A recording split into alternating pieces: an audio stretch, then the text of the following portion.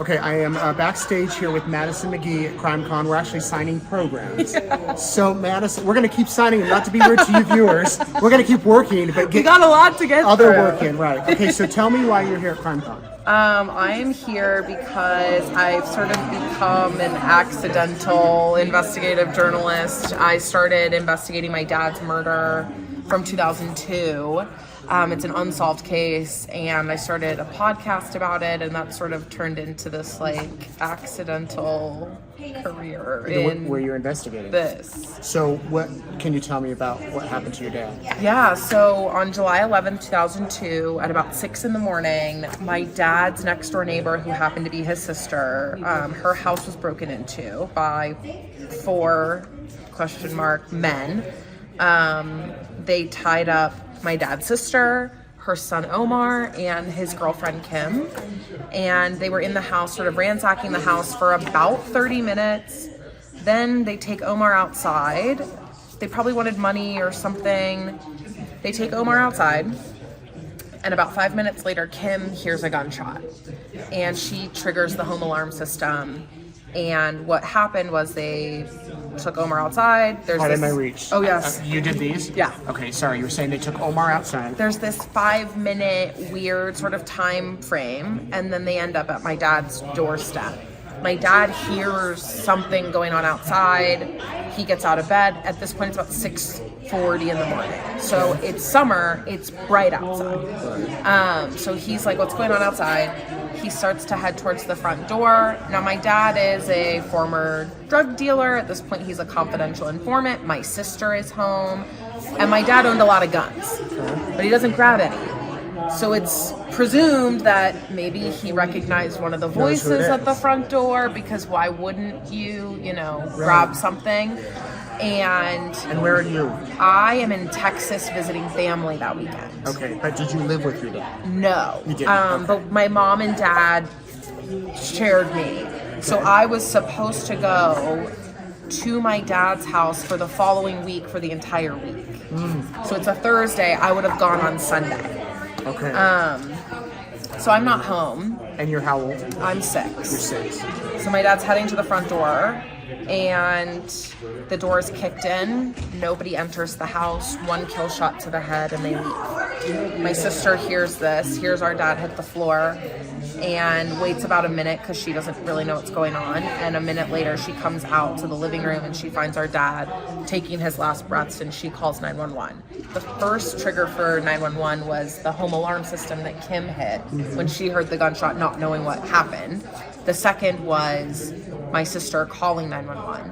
Okay. And the third, and most bizarre, is Omar runs to the end of the street. There's this brake shop, and he calls 911 from there.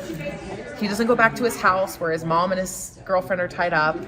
He goes to the brake shop, and he tells the brake shop owner that his mom and his girlfriend have been tied up, and he's scared that they're going to get killed. But he never mentions gunshots. He never mentions his uncle was just shot. And how old's Omar?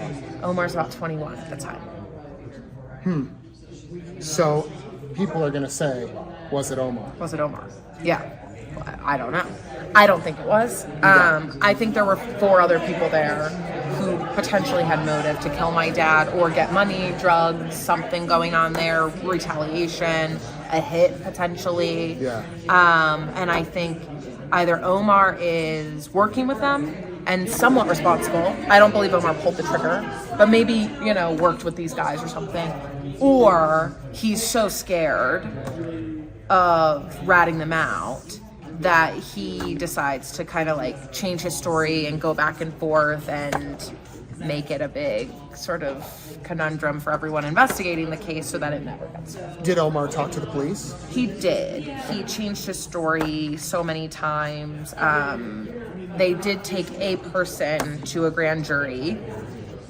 And the story goes, according to the prosecutor at the time, that they had to drop the charges because Omar's testimony was so unreliable, it just wouldn't hold up in court. Oh, wow. Where's Omar today? Living still at the bottom of the hill from where my dad was killed. Yeah. Wow. So the house next door that they broke into, that my dad's sister lived in, actually burnt to the ground about a year later. But Omar, they owned that property, so Omar put a trailer at the bottom of that hill, and that's where he still lives. So obviously you're much older than 6 now. Yeah. When did you start to investigate this? I'm 30 now. You're 30. You don't look it. Thank you. And why? Like, why after all the years did you decide to? So I actually didn't know my dad was murdered until I was 16. I think my family was just like, wanted to keep my innocence and didn't want me to know. And I didn't grow up in the area that my dad lived in, and I only saw him, a week, a month, or for a weekend. So it was very easy to kind of pretend like my dad lived in a bit more of a quintessential town than what he actually lived in. Sure. And so when I was 16, I found out the truth, and that was a really big moment for me of, I am curious about this, but I'm 16 and I just had graduated high school, and it was like, what am I supposed to do with this information? I'm trying to figure out who I am as a person and where I belong in the world. Right. And so I kind of sat on it for a while. My career interests were always in film and television, so it was always in the back of my mind, like, could I use that medium to solve this case? And then Serial came out, and there were other sort of examples of real primetime journalists using a medium that was a little bit of a lower lift than film and TV to, promote and solve crime. And so that was always in the back of my mind. And then during the pandemic, I was sitting at home going, I don't have anything to do. It's the first time in my life time is not an excuse. I don't have lack of time. I have so much time. And I had started revisiting some of the podcasts and documentary series that I watched when I was, younger. Mm-hmm. And a lot of those cases by that point had been solved. And I thought to myself, why not me? Why not this? And so I got access to the case files during the pandemic, and it took me about 3.5 years, but then I put out the first episode of the podcast. And just on your own? Yeah, independently. I'm an independent podcast. I make it. I shot and recorded the first 18 episodes in my apartment. Oh, wow. Now I'm fortunate I record for free at Spotify, which is very nice, but I own and operate my show independently. All the investigation is by myself. So, and, yeah. What are you presenting here at CrimeCon? What's your I'm presentation? doing a little case update with my good friend Josh Mankiewicz, and we're kind of going to do a little bit of a back and forth about sort of new versus old age media. Okay. So I obviously have an independently run podcast, and he's on a show that's been running for a very long time, Right. and sort of how both work for solving crime and, I think just kind of utilize your resources, what you have. If you have access to a big TV network, do that. If you don't, do your own thing. And so we're going to kind of talk about the nuances between those and the struggles that we both face in our respective sort of veins. And then some case updates. And then I'm also participating in a panel that I'm actually really excited about, where I'll get to present my victim impact statement that I've never been able to present because this case has never gone to trial. You and a few other victims, right? Yeah, there's several. And yeah, they asked me to do it, which was really special because I've never had that chance.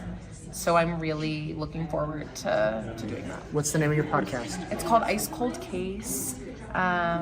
And yeah, hopefully it's done soon. Hopefully Ice Cold Case thaws out and is Ice Cold solved case. Yes, that's the goal. Hopefully it's a pool that I'm swimming in. Yes. Well, so good meeting you, Madison. Check out her podcast. Is it on YouTube too? YouTube, Spotify, Apple Podcasts, wherever you get your podcasts. You know the spiel. Yeah. How many do you think we signed? Oh. There's 200? There's so 200. You can pan, honey, and show. So what? that You think we saw maybe 75? Maybe half. We saw Solved, 75. signed, yeah. If you come to CrimeCon, and are these for platinum members? I Yes. believe you get a signed one. So anyway, so good meeting you. I hope the next time we speak, well, after this weekend or by tomorrow, maybe. Hey. This is solved, and Thank you're you. back saying, I solved my dad's murder. Yeah, that'd be great. Name of your dad. John Cornelius McGhee. John Cornelius McGhee. All right, Madison, good meeting you. Thanks, you too.